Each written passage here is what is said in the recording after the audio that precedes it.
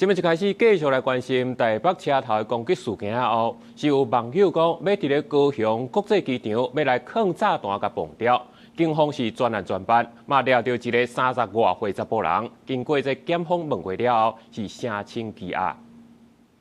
8个随机攻击案了后，线顶出现那像是模仿的恐吓言论。有网友伫咧面册答文，讲要蹦高雄小港机场，而且真侪届伫咧答文当中讲到公共场所，航警局毋敢大意，遂启动专案小组侦办，锁定一个30外岁姓苏的男性有重嫌，而且已经抓到人啊。